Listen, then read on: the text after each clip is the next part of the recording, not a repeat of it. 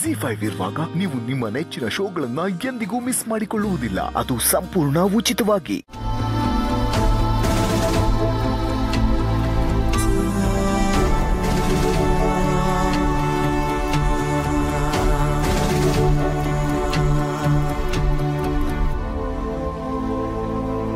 ಆರ್ಯ, ಏನಿದು ಈಗ ರೆಡಿ ಆಗ್ತಿದೆಯಾ? ಹೆಂಗೆ, ಚೆನ್ನಾಗಿ ರೆಡಿ ಆಗಿದ್ದೀನಿ ಅಲ್ವಾ? ಚೆನ್ನಾಗೇನೋ ಹೌದು, ಆದರೆ ಯಾಕೆ ಅಂತ ಅರ್ಥ ಆಗ್ತಿಲ್ಲ. ಯಾಕೆ ಅಂತ ಹೇಳ್ತೀನಿ. ನನ್ನ ನೋಡಿದ್ರೆ ನಿನ್ನ ಹಳೆ ಗೆಳೆಯ ನೆನಪಾಗ್ತಿಲ್ವಾ? ಈ ಕಲರ್ ನಂಗೆ ಚೆನ್ನಾಗಿ ಕಾಣ್ತಿದೆ ಅಲ್ವಾ? Thanks for the new dress ಜೆಂಡೆ. ಆರ್ಯ, ನೀನು ಈ ಡ್ರೆಸ್ಸಲ್ಲಿ ನೋಡ್ತಿದ್ರೆ ಕಾಲೇಜಿಗೆ ಪಾಠ ಮಾಡೋ ಪ್ರೊಫೆಸರ್ ಥರ ಕಾಣ್ತಿದೆಯಾ. ನೀನು ಹೇಳಿದ್ದು ಒಂಥರ ನಿಜಾನೇ. ಈಗ ನನ್ನ ಬದುಕಿಗೆ ಬೇರೆ ಥರದ ಹೊಸ ಪಾಠ ಕಲಿಸೋಕ್ಕೆ ಹೋಗ್ತಿದ್ದೀನಿ. ನಿನಗೆ ನೀನೇ ಗುರು, ಆದರೆ ಯಾವ ವಿಷಯಕ್ಕೆ ಅಂತ ಅರ್ಥ ಆಗ್ತಾ ಇಲ್ಲ.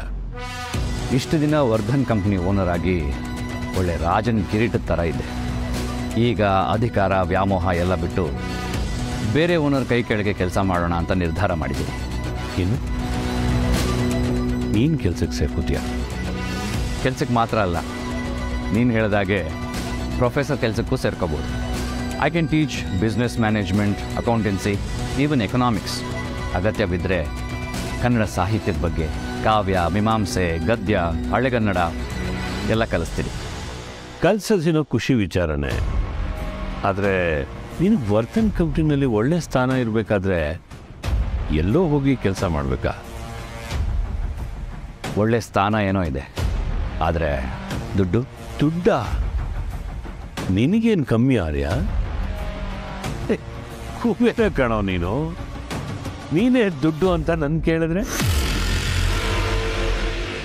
ಇರೋ ದುಡ್ಡನ್ನೆಲ್ಲ ಎಲ್ಲಾದರೂ ಇನ್ವೆಸ್ಟ್ ಮಾಡು. ನನ್ನ ಹತ್ರ ದುಡ್ಡೆಲ್ಲಿದೆ? ಎಲ್ಲ ನೀನೇ ದೋಚಿದ್ಯಲ್ಲ. ಕಳ್ಳ, ಖದೀಮ ನೀನು. ಆ ದುಡ್ಡನ್ನ ನಿನ್ನಿಂದ ದೋಚೋಕ್ಕೆ ನನಗೆ ಶಕ್ತಿ ಇದೆಯಾ? ಇಲ್ಲ ಅದನ್ನು ನಿನ್ನಿಂದ ಪಡ್ಕೊಳ್ಳೋದಕ್ಕೆ ನಾನು ಪೊಲೀಸ್ ಕಂಪ್ಲೇಂಟ್ ಕೊಡೋಕ್ಕಾಗತ್ತಾ? ಅಥವಾ ಅದನ್ನು ಬೇರೆ ಎಲ್ಲಾದರೂ ಇನ್ವೆಸ್ಟ್ ಮಾಡೋಕ್ಕಾಗತ್ತಾ? ಜೆಂಡೆ, ಕದ್ದು ಮುಚ್ಚಿಟ್ಟು ದುಡ್ಡಿಗೆ ಜಾಸ್ತಿ ಆಯಸ್ಸಿಲ್ಲ. ಆ ದುಡ್ಡನ್ನ ನಾವು ದಿನೇ ದಿನೇ ಖರ್ಚು ಮಾಡ್ತಾ ಮಾಡ್ತಾ ಅದು ಕರಗ್ತಾ ಹೋಗುತ್ತೆ. ಅದಕ್ಕೆ ಕಷ್ಟಪಟ್ಟು ದುಡಿದು ಗಳಿಸಿ ಅದನ್ನು ಬೇರೆ ಕಡೆ ಇನ್ವೆಸ್ಟ್ ಮಾಡೋದೇ ಸರಿಯಾದ ದಾರಿ.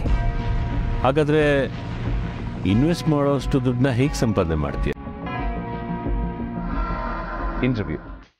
ಇಂಟರ್ವ್ಯೂನ ಯಾರಿಗೆ? ನನಗೆ ಮಾಡೋದಕ್ಕಲ್ಲ, ಅಟೆಂಡ್ ಮಾಡೋಕ್ಕೆ ಹೋಗ್ತಾ ಇದ್ದೀನಿ.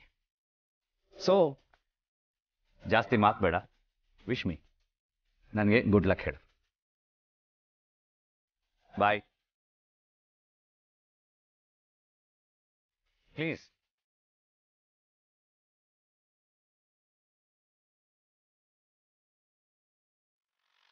Zee 5 ಆಪ್ ಡೌನ್ಲೋಡ್ ಮಾಡಿ ಎಲ್ಲಾ ಸಂಚಿಕೆಗಳನ್ನು ಸಂಪೂರ್ಣ ಉಚಿತವಾಗಿ ನೋಡಿ.